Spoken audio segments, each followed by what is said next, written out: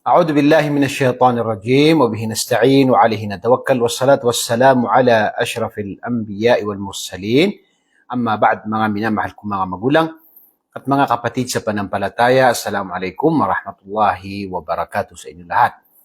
Ngayong araw po ang pag-usapan natin ay isa po sa mga katanungan na palaging itinatanong ng ilan sa mga hindi Muslim at ganoon din pati sa mga kapatid natin na mga Muslim ay ito ay kanilang itinatanong na ito ang katanungan na ano ang kahahantungan o ano ang mga mangyayari sa mga taong hindi dumating sa kanila ang turo ng Islam.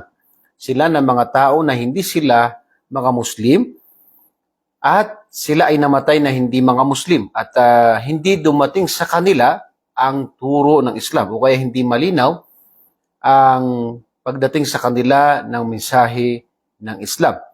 Ang Islam po una-una, syempre ay makatarungan na relihiyon, napakagandang relihiyon, ang relihiyong Islam. At hindi po magpaparusa ang Islam sa mga tao na hindi dumating sa kanilang Islam. Bagkus sila po ay bibigyan ni Allah subhanahu wa ta'ala ng pagkakataon. Sila ay bibigyan ni Allah subhanahu wa ta'ala ng pagsubok at kung sila ay papasa, sila ay makakapasok sa paraiso at kung hindi ay sila ay paparusahan ni Allah. At dito ay alam ni Allah subhanahu wa ta'ala kung ano ang nababagay sa kanila. Tandaan po natin ang sinabi ni Allah subhanahu wa ta'ala sa banal na Quran sa suratu Al-Isra. Ba'da a'udhu billahi minash shaitanir rajim, وَمَا كُنَّا مُعَذِّبِينَ حَتَّى نَبْعَثَ رَسُولًا.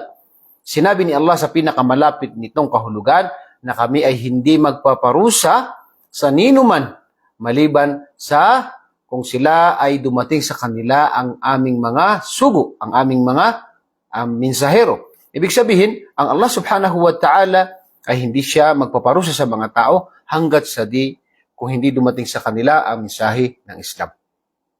Yan po ang tafsir na ito, sinabi ni Ibn Kathir rahimahullah, na ito ay tanda ng pagiging makatarungan ni Allah subhanahu wa ta'ala sa kanyang mga nilikha na hindi siya magpaparusa sa sino man maliban kung dumating sa kanila ang turo ng Islam. Ito po ay isa sa mga kagandahan ng Islam. Ito po ang pagiging makatarungan, pagiging tinatawag na makatarungan ng Islam at ang dakilang tagapaglikha. At dito makikita natin na sinabi ni Allah subhanahu wa ta'ala sa suratul Mulk number 8 na kung saan kullama ulqiya fiha fawjun sa'alahum khazanatuha alam ya'tikum nadhir. Qalu bala qad ja'ana nadhirun fakadhabna wa qulna ma nazzala Allah min shay'in in antum illa fi dhalalin kabir.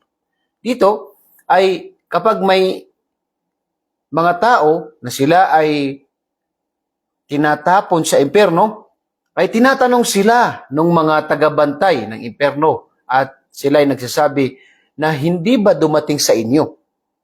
Sabi ito, qalu bala. Sabi ito, alam ya'tikum nadhir. Hindi ba dumating sa inyo yung mga sugo o yung mga nagbibigay ng babala kapag kayo ay hindi sumunod sa pagsamba at pagsunod sa dakilang tagapaglikha, kayo ay paparusahan? Sila yung mga tao na nagparating sa mga tao ng pagsamba sa nag-iisang tagapaglikha. So itong mga nagbibigay ng babala, sila yung mga sugo at sila sa panahon natin ngayon ay sila yung tinatawag na mga nagpapahayag ng tunay na mensahe ng dakilang tagapaglikha. So dito ay sila ay binibigyan ng tinatawag na pagkakataon na makasagot at ito ay hudya. Ito ay ibig sabihin ay bilang pagiging makatarungan ng dakilang tagapaglikha na sila mismo ay sasagot sa kanilang sarili na dumating sa amin ang tagapagbabala, ang mga mensahe ng Diyos. Ngunit sinabi nila, qalu bala qad ja'ana nadhir, dumating sa amin.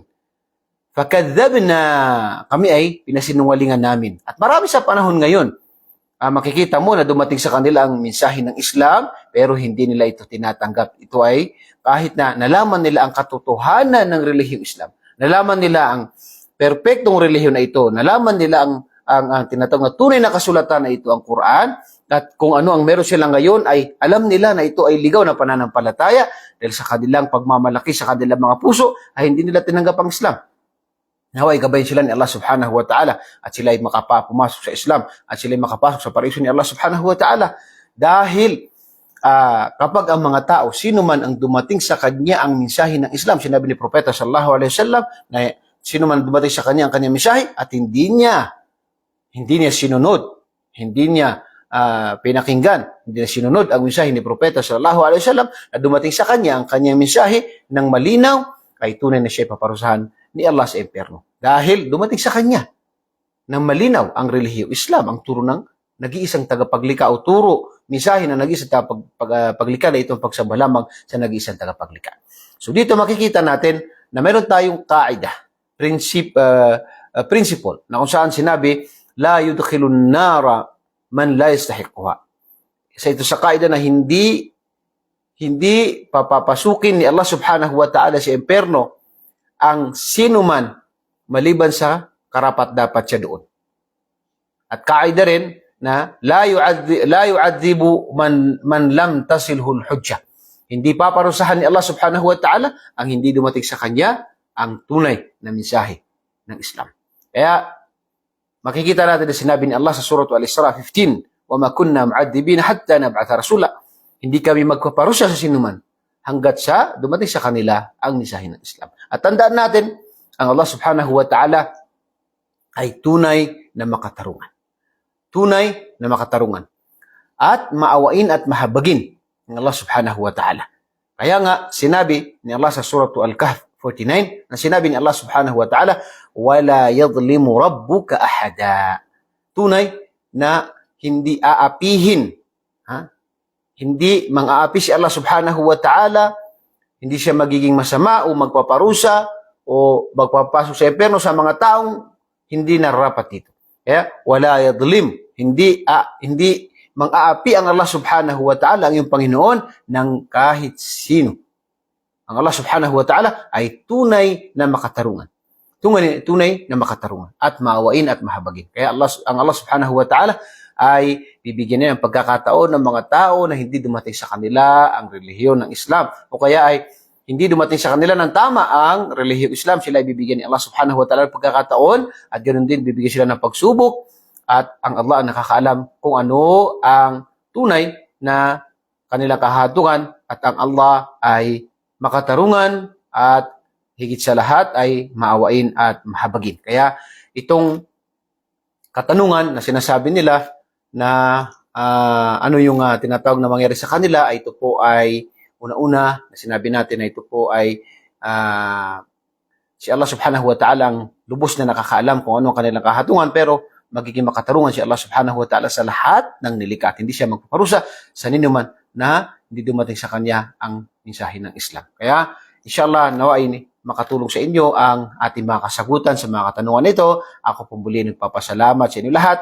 at kung meron po kayong mga katanungan o kaya may mga itinatanong sa inyo patungkol sa relihiyong Islam na hindi niyo mabigyan ng linaw, maaari po kayong magtanong sa akin sa comment o kaya ay sa ating inbox inshallah, at inshallah ito ay bibigyan natin ng linaw sa abot ng ating mga kaya. Ako po muli nagpapasalamat sa inyo lahat at bumabati ng Assalamualaikum warahmatullahi wabarakatuh.